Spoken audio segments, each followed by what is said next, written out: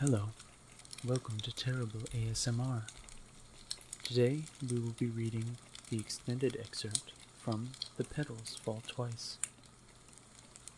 It felt right.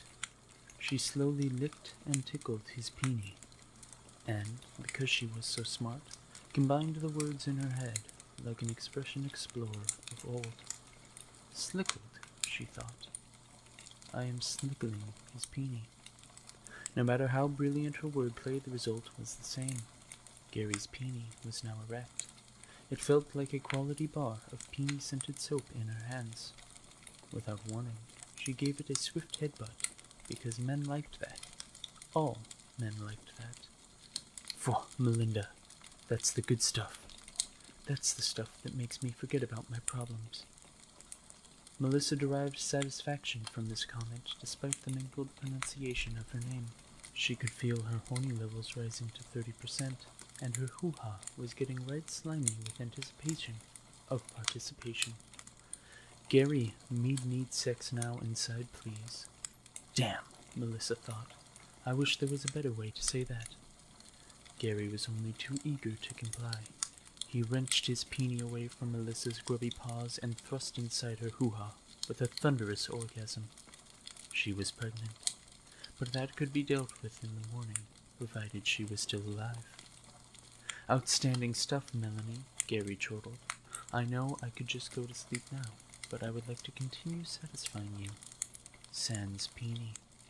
Gary nudged downward, and his peenie was nowhere to be seen. What have you in mind, eh? Just sit back and relax, kitty cat. Melissa did just that, falling back onto the bed and stretching her perfect 7 body, eager for Gary's attention.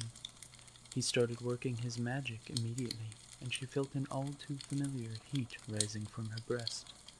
Gary was crouched over top and pooping all over her unbelievably average body. Gary, so stinky. That's just the poop, baby.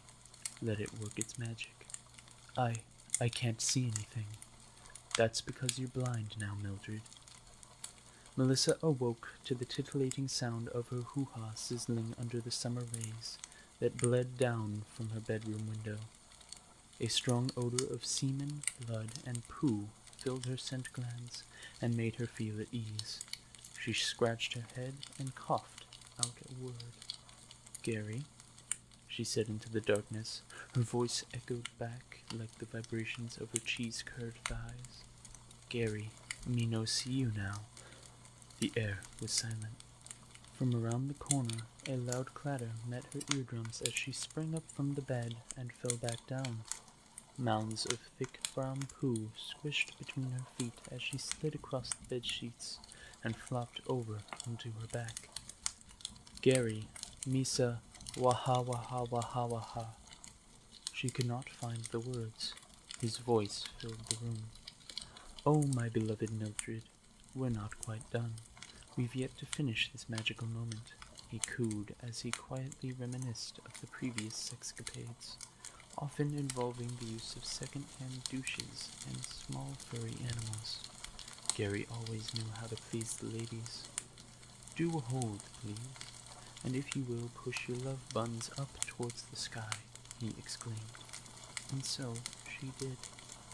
With ass to the sky, she felt a strange sensation as skin pressed against skin, as poop pressed against poop, as love pressed against love. She released a timid giggle as the soft feces from his man-cooter slowly seeped down into hers. Her body trembled and shook as she flopped helplessly, like a fish out of water. A fish, she thought. I am a fish. Alas, Gary proclaimed suddenly, parting is such sweet sorrow. Melissa's lips separated as her heart opened wide. Gary, she whispered. Gary did not reply with words, but with a flick of a peenie. As he outstretched his member towards the heavens above, a gentle pitter-patter proceeded, as pea fell down like summer rain, softly watering her withered flower. Melissa smiled warmly as her bowels evacuated back into his, and his back into hers. Forever.